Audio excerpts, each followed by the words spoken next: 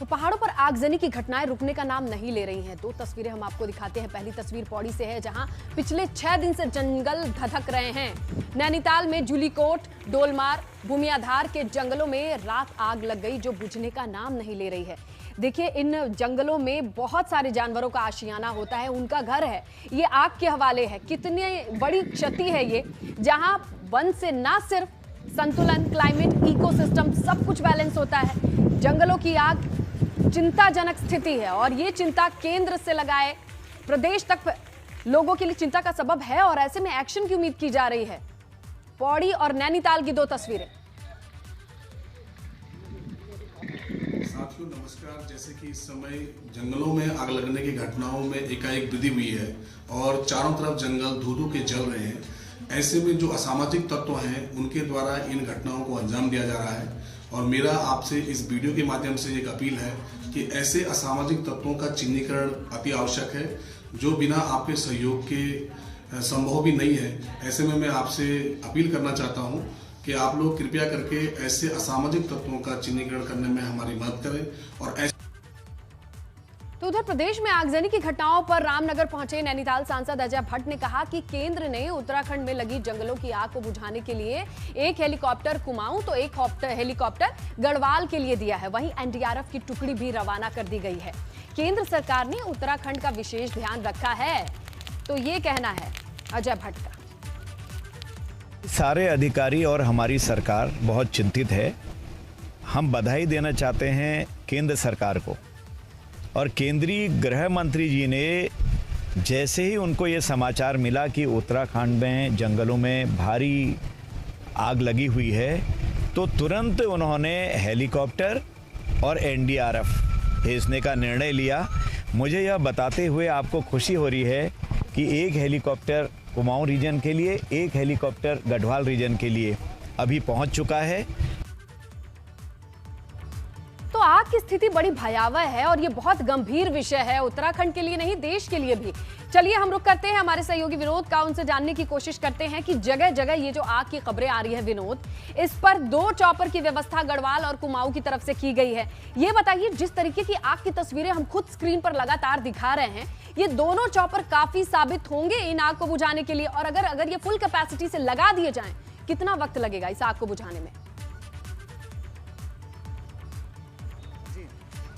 स्नेहलता, देखिए, जो आग का प्रचंड रूप है वो उत्तराखंड के जंगलों में देखा जा रहा है और करीब जो फायर सीजन है अब तक उसमें 6 लोगों की मौत हो चुकी है और ऐसे में कई ऐसे मवेशी हैं जो आग का शिकार हो चुके हैं।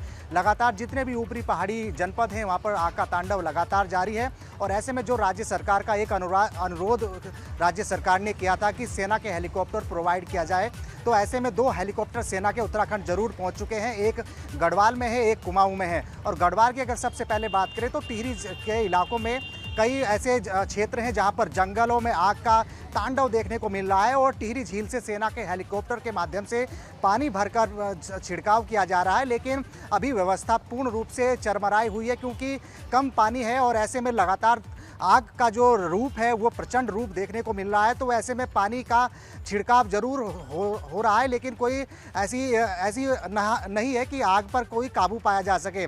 और कुमाऊं की अगर बात करें स्नेहलता, तो एक चॉपर कुमाऊं में पहुंच चुका था, लेकिन धुएं और जिस तरीके से आग का तांडव चल रहा है कुमाऊं के क्षेत्रों में भी, तो वहां पर धुएं के कारण कम विजिबिलिटी है, जिसके चलते वो उड़ने में दिक्कतें जरूर हो रही है। तो कुमाऊं के क्षेत्रों में लगातार आग का तांडव जरूर मिल रहा है और ऐसे में जितनी भी व्यवस्था है उसमें सारी पुलिस प्रशासन है, फायर है और तमाम अन्य भी जितनी स्थानीय टीम है उनको लगाया गया है। लेकिन अभी तक जिस तरह से पूरे प्रदेश में आग के अलग अलग घटनाएं हो रही हैं तो उस पर कोई अभी काबू नहीं पाया जा सकता है। लिहाजा राहत की खबर थोड़ी सी ये है कि सेना के 2 हेलीकॉप्टर उत्तराखंड में पहुंच चुके हैं, लेकिन आग का तांडव जारी है। और एक राहत की बात यह भी बताऊं कि मौसम विभाग की ओर से एक अनुमान जताया गया है कि आने वाले दिनों में यानी 7 तारीख में उससे पहले हल्की से मध्यम बारिश उत्तराखंड के ऊपरी पहाड़ी इलाकों में हो सकती है। तो ये राहत की खबर है।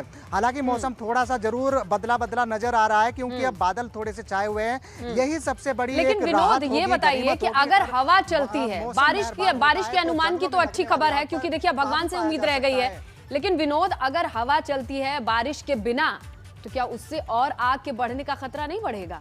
हवा के झोंके के साथ आग और नहीं तेजी से बढ़ेगी? जी जी स्नेहलता, देखिए लगातार जिस तरह से मैंने आपको बताया कि पूरे उत्तराखंड में जो खासकर ऊपरी पहाड़ी जनपद है वहाँ पर आग का तांडव जारी है, और मैंने ये भी बताया कि 6 लोग अब तक फायर सीजन में मारे जा चुके हैं, और ऐसे में कई मवेशी ऐसे हैं जो बिल्कुल आग की चपेट में आए हैं। बहुत से ऐसे आवासीय क्षेत्र हैं जो बिल्कुल आग की चपेट में आकर खाक हो चुके हैं, और ऐसे में अब ये मान लीजिए कि 2 सेना के हेलीकॉप्टर तो जरूर उत्तराखंड को प्रोवाइड हो चुके हैं, लेकिन आग का तांडव और लगातार प्रचंड रूप देखने को मिल रहा है। और ऐसे में जो सेना के हेलीकॉप्टर के माध्यम से जो पानी उठाया जा रहा है, यानी टिहरी झील से अभी तक उत्तराखंड में एक ही हेलीकॉप्टर काम कर रहा है, क्योंकि कुमाऊं क्षेत्र में कम विजिबिलिटी होने के कारण वहां पर दिक्कतें जरूर आ रही है। तो इसके लिए क्या कर रहे हैं, क्या इंतजार किया जाएगा? एक बात बताइए विनोद, ये बताइए कि क्या जहां विजिबिलिटी कम है धुएं की वजह से वहां इंतजार किया जाएगा या फिर उसका कोई अल्टरनेटिव निकालेंगे? इस बारे में कोई अपडेट नहीं दी गई विभाग की ओर से।